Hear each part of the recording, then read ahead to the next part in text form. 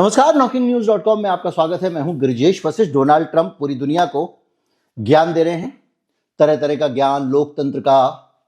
Iran को ज्ञान देते हैं, भारत को अमेरिका तरह तरह की रिपोर्ट जारी करता है, कहता है कि आप एक्सेसिव यूज करते हो सेना का, अपनी फोर्सेस का।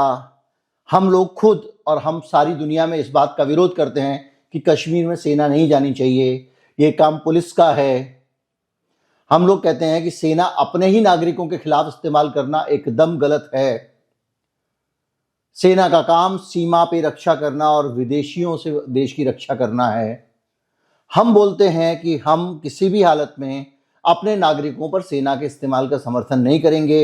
हमने देखा म्यांमार की सरकार अपने ही नागरिकों पर सेना का इस्तेमाल करती है, उन पे बम गिराती है, तो हम उसका विरोध करते हैं। अमेरिका ने उसके खिलाफ भी सैंक्शन लगाए थे, और इसी तरह से तुर्की के खिलाफ, इसी तरह से दुनिया में जिसने भी सख्ती दिखाई अपने नागरिकों पर, उसके खिलाफ खुलकर लोग सड़कों पर उतरे।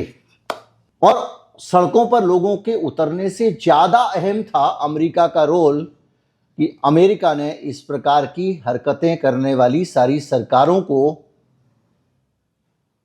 चुप कराया, उन पर दबाव डाला कि वो अपने नागरिकों पर अत्याचार ना करें।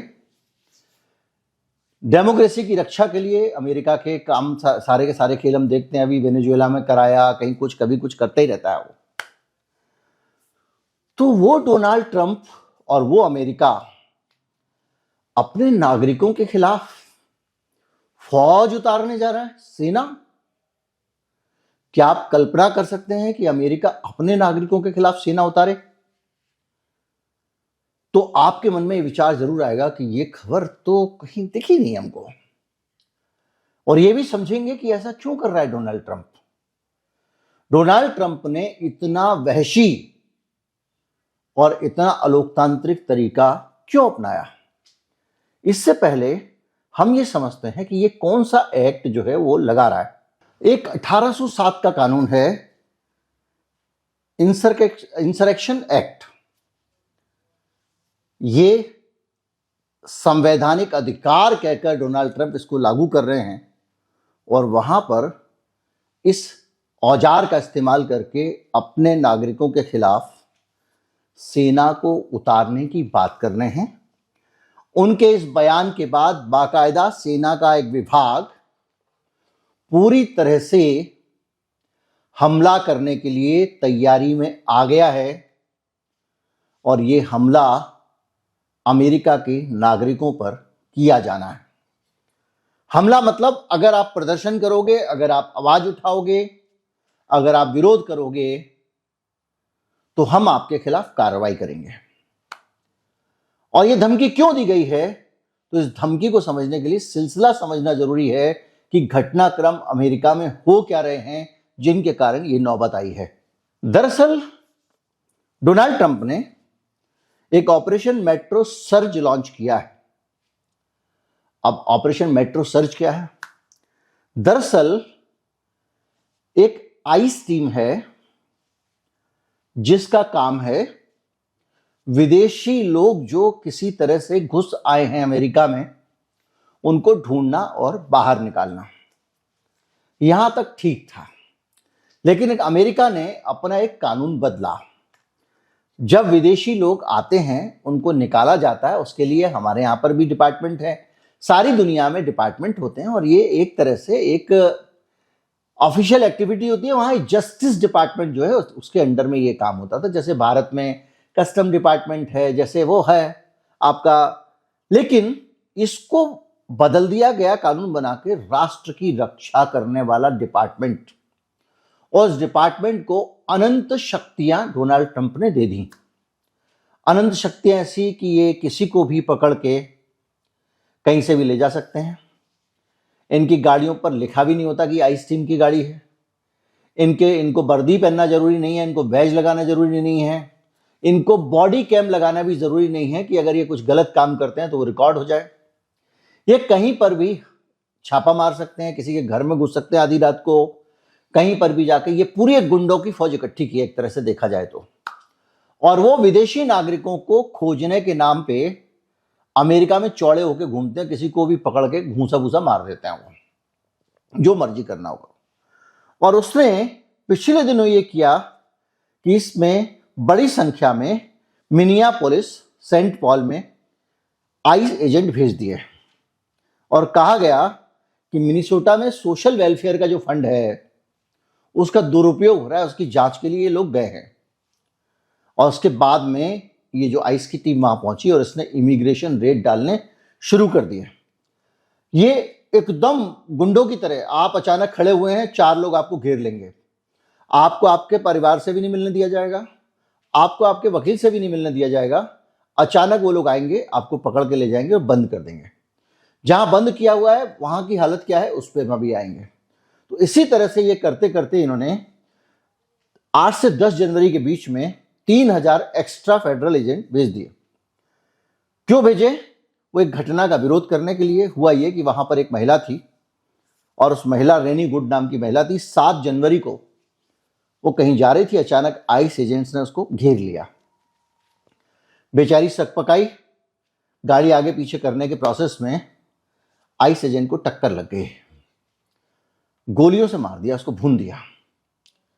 यह महिला अमेरिका की नागरिक थी और अमेरिका के लोगों का गुस्सा इसके बाद आइस के ऊपर बढ़ गया, क्योंकि अमेरिका के अंदर लोग आइस की जो ज्यादतियां हैं वो लोगों के ऊपर देख रहे थे। भाई कोई आदमी घुसपैठिया हो, बाहर से आया हो, लीगल हो इलीगल हो, लेकिन एक लंबे समय तक आप देखते हो शांति से रह रहा है बेचारा, और अचानक आके पुलिस उसको पकड़ के ले जाए तो एक डर सबके अंदर आता है। और ये सिलसिला लोग लंबे समय से देख रहे थे। तो जो 7 तारीख की घटना हुई उसके बाद में जब लोगों ने प्रदर्शन किया, तो प्रदर्शन करने के बाद में सरकार ने एक तो डिनाई कर दिया, बोले ना वो तो ऐसा कर रही थी, वैसा कर रही थी, फला कर रही थी, इसलिए मार दिया। यहां तक कि वहां के राष्ट्रपति का बयान आया कि वो गद्दार थी। उसके बाद में इस घटना का वीडियो सामने आता है और एक्सपोज हो जाता है कि आइस के गुंडों ने उसकी हत्या की और उसको मारने की जरूरत बिल्कुल नहीं थी। अमेरिका की नागरिक है। जब यह आ गया और डोनाल्ड ट्रंप की पोल खुल गई तो डोनाल्ड ट्रंप ने उस राज्य में 3000 और गुंडे भेज दिए।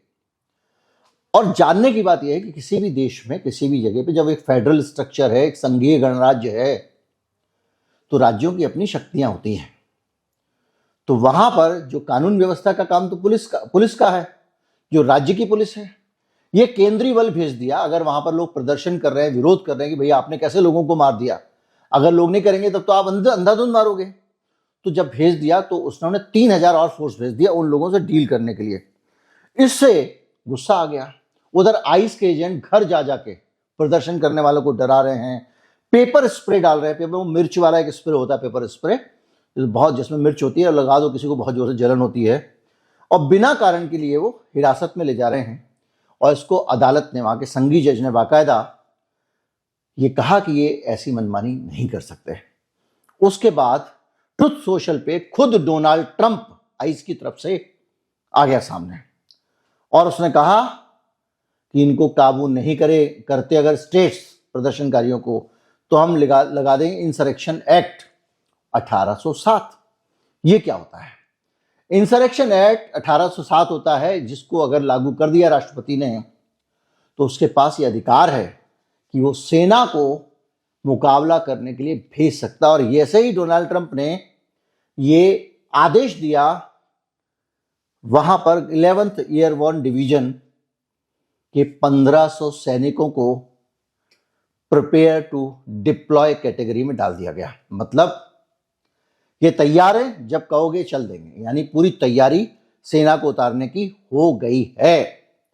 सिर्फ एक आदेश का इंतजार है और सार्वजनिक रूप से ये बात सामने आ गई है।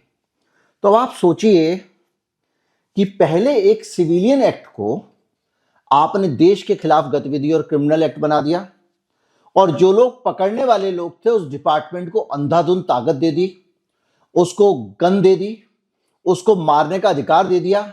और उसके जुल्मों सितम पे अभी हम आएंगे कि उसने क्या क्या अत्याचार किए हैं, उस पर भी आएंगे। पहले मामला समझना जरूरी है। और उसके खिलाफ वो लोगों को मार दे रहा है, अमेरिका के नागरिकों को मार दे रहा है, और उसके खिलाफ जब कोई बोलता है तो तुम फौज उतार दोगे। आप कल्पना कीजिए, किसी भी सिविलाइज लोकतांत्रिक देश में ये कल्पना की जा सकती है?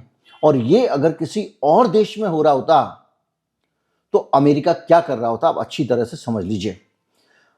अमेरिका में ट्रंप के खिलाफ उसकी इस हरकत के कारण पब्लिक भयंकर गुस्से में है। मैंने आपको बताया था CNN का एक सर्वे आया था और इकोनॉमिस्ट का माई गॉव वाला सर्वे आया था, और दोनों बताते हैं कि रोनी गुड को गोली मारना एक बहुत बड़ी गलती थी और उसके लिए ट्रंप को माफी मांगनी चाहिए। आइस की कार्रवाइयां शहरों और नागरिकों के लिए असुरक्षित है, उनको बंद होना चाहिए। और इस वजह से जो इंडिपेंडेंट वोटर हैं, यानी देखिए दो तरह के, जैसे हमारे यहाँ पे कुछ कांग्रेसी हैं कुछ भक्त हैं, लेकिन कुछ लोग न्यूट्रल हैं, वो इधर उधर जाते हैं, वैसे ही वहां पे इंडिपेंडेंट जो लोग हैं वोटर हैं, वो वोटर अब डोनाल्ड ट्रंप से नाराज हो रहे हैं और दूसरी तरफ जा रहे हैं और आइस के खिलाफ झुक रहे हैं। अब इमिग्रेशन मुद्दा नहीं रहा। डोनाल्ड ट्रंप ने कहा था मैं घुसपैठियों को निकालूंगा, ये करूंगा वो करूंगा, मुद्दा एक तरफ घुस गया, इनके अत्याचार बड़ा मुद्दा बन गया है। अब मतदाता कह रहे हैं कि भैया महंगाई चल रही है, इस पर काम करो, सेहत स्वास्थ्य बहुत महंगा हो गया है, नौकरियां नहीं मिल रही हैं, उस पर काम करो, और ये फालतू की क्रूरता दिखा के हमको उल्लू मत बनाओ। आप रोटी कपड़ा मकान को एक तरफ रख के, ये सर्वे में आया, हमको कह रहे हो कि हम देशभक्त हैं, ये देशद्रोही है, इनको पकड़ रहे हैं, ये नाटक बंद करो। और ये जो इंसरेक्शन एक्ट लगा रहे हैं डोनाल्ड ट्रंप, इसको लेकर जनता गुस्से में है। ये तो मार्शल लॉ जैसा हो गया ना, एक तरह से देखा जाए तो सत्ता का दुरुपयोग हो गया, नागरिक अधिकारों को रद्द करने जैसी बात हो गई। भाई लोग प्रदर्शन करने आ रहे हैं सड़क पे, तुम सेना उतार दोगे उनके खिलाफ। आग लगा दी उन्होंने, गोली मार दी 2-4 को, आउट ऑफ कंट्रोल हो गया। ईरान की तरह ऑटोमेटिक मशीन से तो गोलियां नहीं चला रहे थे ना, फिर क्यों कर रहे हो? तो ये कुल मिला के एक मसला आ गया। और बड़ी बात यह है कि ये जो डोनाल्ड ट्रंप नीतियां लेके आता ना, राष्ट्रवादी हैं, देश की रक्षा के लिए हम करेंगे, तो जैसे यहाँ पे आता है ना हिंदुत्व और उस तरह मुस्लिम, कांग्रेस पार्टी थोड़ा सब्ड्यूज हो जाती है, और यार वो नाराज हो जाएंगे, उसके वोटर, वो वोटर नाराज हो जाएंगे। तो वहां डेमोक्रेट जो है इस मामले पे ज्यादा कुछ नहीं बोलते थे, घुसपैठियों के मामले पे अब खुल के बोलने लग गए हैं। और उन्होंने ये कहा कि ये जो आइस के एजेंट हैं ये मास्क पहन के नहीं जा सकते, मास्क लगा के जाते हैं, कोई पहचान भी नहीं सकता कौन है, कौन गुंडा है, कौन आइस है, आप नहीं पहचान सकते अमेरिका में। इसी तरह से बॉडी कैमरा जरूर लगाओ, और इनको बहुत सारी जो कानूनी इम्यूनिटी दी गई है उनको खत्म करो। मैंने बताया आइस एक्ट में इनको दी गई है। अब क्या हो रहा है, 2024 में जिस इमिग्रेशन सख्ती के वादे पर डोनाल्ड ट्रंप सरकार में आए थे, अब वो ही वादा उनके खिलाफ हो गया। न्यायपालिका उनके खिलाफ, पब्लिक उनके खिलाफ, विरोधी मुखर हो गए। और मिनियापोलिस एक शहर नहीं है, उसके जरिए पूरे अमेरिका में आग लगी है। लोग प्रदर्शन कर रहे हैं, सड़कों पे आ रहे हैं। पूरा सैटरडे संडे डोनाल्ड ट्रंप के खिलाफ प्रदर्शनों में लोगों ने बिताया। और जब आप ये बात करते हैं तो क्या क्या सामने आता है उसको देखें। और इस आइस ने क्या क्या अत्याचार किए, केवल एक महिला को गोली नहीं मारी है, इसने जो किया है वो मानवता के प्रति बहुत बड़ा अपराध है, जिसका सरपरस्त डोनाल्ड ट्रंप है। रेनी गुड की हत्या मैंने आपको बता दी, 37 साल की महिला थी, 3 बच्चे थे उसके, रेनी निकोल गुड, उसको इन लोगों ने गोली मारी। वायरल वीडियो के कारण पता चल गया कि उसकी गलती नहीं थी, वरना पुलिस वाले वही एक कहानी दुनिया भर में है, फर्जी मुठभेड़ में मार दो, कुछ भी कहानी सुना दो। बहरहाल इन्हीं लोगों ने 2026 जनवरी में इसी साल कैलिफोर्निया के एक नागरिक को, मजदूर था, उसको गोली मार दी और 319 से ज्यादा लोगों को इन्होंने हिरासत में ले लिया कैलिफोर्निया स्टेट में। 12 लोगों को अस्पताल में भर्ती करना पड़ा। सिल्वेरियो विल्गेगॉस गोंजालेस पिछले साल सितंबर में इलिनोइस के पास इस आदमी को गोली मार दी, उसकी मौत हो गई। 4 मौत सामूहिक रूप से आइस की हिरासत में अभी तक हो चुकी हैं, इसी जनवरी महीने में पूरा नहीं हुआ है। इसी तरह से मौत का पैटर्न आइस की हिरासत में एक बड़ा पैटर्न है। मतलब ये गिरोह पूरा हत्यारा गिरोह है एक तरह से देखा जाए। इतना खराब ट्रैक रिकॉर्ड अगर किसी का हो तो वो दुनिया में सभ्य देश कहलाने के लायक नहीं है। 2025 में 32 लोग मर गए हैं आइस की हिरासत में। मतलब वो लोग जो उठा के ले जाए जा रहे थे डिपोर्ट करने के लिए अपने देश, और उसको अच्छा अनलिमिटेड हिरासत में डाल सकते हो। वहां पे आइस को एकदम अधिकार दिए हुए हैं और ये 20 साल में पिछले कभी इतनी मौतें नहीं हुई हैं। और उसमें किसी को कहा कि भागने की कोशिश कर रहा था इसलिए मर गया, कोई आत्महत्या कर ली इसने, हिरासत में इलाज की कमी, स्वास्थ्य संकट, इस तरह की बहुत सारी चीजें आई।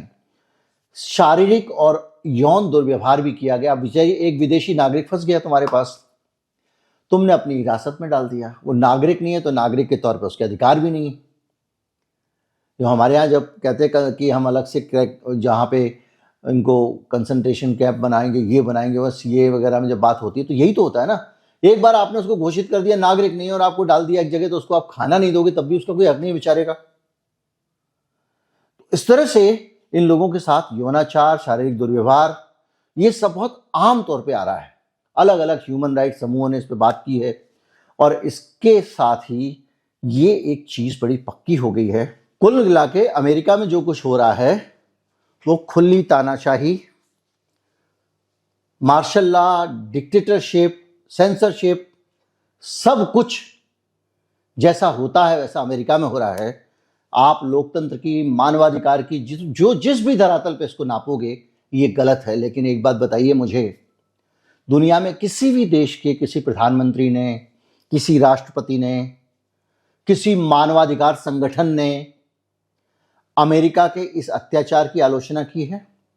ये तो पूरी दुनिया की आलोचना करता है। ये अपने घर में ऐसा कर रहा है तो कोई बोलने वाला नहीं है, और जो नागरिक इसके विरोध कर रहे हैं उन पे दमन कर रहा है। यानी आवाज भी उठ रही है तो अमेरिका के अंदर से। अगर ये ईरान ने किया तो कैसे पूरी दुनिया खड़ी हो गई थी? भारत करे तो क्या होता है? वेनेजुएला को लेकर कितने बड़े बड़े सारे चौधरी, ठेकेदार, थानेदार बने हुए थे, और खुद इसके यहां पे हो रहा है। आप सोचिए कि लोकतंत्र का कैसे दमन हो रहा है। अपने ही नागरिक को गोली मार दी कानून लागू करने के आदेश के नाम पे। वो तो बवाल ज्यादा हो गया क्योंकि अपना नागरिक मार दिया, वरना दुनिया भर के लोग जो मेक अमेरिका ग्रेट अगेन में अपना खून पसीना बहा रहे हैं जाके वहां पे। दुर्भाग्य देश अपने देश के नागरिकों को रोटी, कपड़ा, मकान ढंग से नहीं दे पाते। वहां बच्चे जाके 18-18, 22-22, 20-20 घंटे मेहनत करके किसी तरह से पहुंचते हैं। आप सोचिए जिस तरह से आदमी अमेरिका जाता है यहां से, जो कबूतर रूट और ये सब है, उसे आप कल्पना कर सकते हो कि देश में कितनी दुर्गति होगी कि उससे बचने के लिए इसको जाना पड़ता। बहरहाल तानाशाही जो होती है उसमें जैसे विद्रोह नहीं कर सकते आप, विरोध यहां पे भी नहीं कर सकते। ये एक अपने आप में एक बड़ा खतरनाक उदाहरण है जो बताता है कि ये पूरी तरह से एक व्यवस्था बनी है जो अत्याचार से बढ़ी हुई है, और एक ऐसी व्यवस्था जिसमें रिकॉर्ड लोगों की मौतें हो रही हैं, हिरासत में पकड़ के ले जाते हैं, वहां पे लोग मर जाते हैं या मार डालते हैं, वहां पे कोई किसी के साथ भी यौन उत्पीड़न हो जाता है, कुछ नहीं कर सकता। भागने की कोशिश कर रहा था, गोली मार दी, कुछ नहीं कर सकते। आप सोचिए एक बच्चा स्कूल गया हुआ है और बाप उसको छोड़ने गया हो, बच्चे के सामने बाप को उठा के ले जाएंगे। केसेस हुआ ऐसे। दफ्तर में आदमी काम कर रहा है, घुसेंगे, निकाल के ले जाएंगे। घर में बीबी है, बच्चे हैं, बीबी अमेरिकन है, इसको उठा के ले गए। और कई लोगों को तो उठा के लेने के बाद कई कई दिन तक पता ही नहीं चलता वो कहां गए। और ये सब अत्याचार डोनाल्ड ट्रंप की सरपरस्ती में हो रहा है। अमेरिका के नागरिक को मार दिया, लोगों ने विरोध किया तो आइस के और आदमी भेज दिए दमन करने के लिए, और विरोध किया तो बोले मैं फौज भेजूंगा, और फौज को अलर्ट कर दिया। तो आप इससे अंदाजा लगा लीजिए कि ये कितनी शर्म की बात है दुनिया के लिए और दुनिया भर के मीडिया के लिए। वो ईरान में इंटरनेट बंद है, सब कुछ बंद है, पूरा कम्युनिकेशन बंद है। पता नहीं कहां से रोज 1500 लोग एक्स्ट्रा मारने की खबर आ जाती है। हर रोज 3000 हो गए मरने वाले, 2500 हो गए। भाई तुझे कैसे पता लगा? ईरान से तो संपर्क ही टूटे हुए हैं, छापे जा रहा मीडिया। और यहां ये सीधा सीधा अत्याचार हो रहा है। ये ईरान का बाप हो रहा है एक तरह से देखा जाए तो, क्योंकि ये तो लोकतांत्रिक देश कहता है अपने आप को। यहां पर तो कोई विदेशी आके हमले नहीं करा रहे, अपने ही देश के नागरिक हैं। ईरान में तो चलो इजराइल पे, अमेरिका पे आरोप है कि भाई वो उनके लोग हैं, उन्होंने वीडियो रिलीज किए कि गोलियां मार रहे हैं लोगों को। यहां तो सीधे साधे नागरिक हैं, घर से निकल के शहरी आ रहे हैं, प्रदर्शन कर रहे हैं, उनको अत्याचार देखा नहीं जा रहा है, उसमें फौज उतार रहे हो, गद्दार कह रहे हो, झूठा कह रहे हो। यहां तक कि उस औरत के खिलाफ आपने गंदे बयान दिए जो मर गई थी आपकी मुठभेड़ में। उम्मीद करता हूं कि मैं आपके सामने वो सारी चीजें रखने में कामयाब रहा हूंगा जो पूरी दुनिया छिपा रही है। नमस्कार, जय हिंद।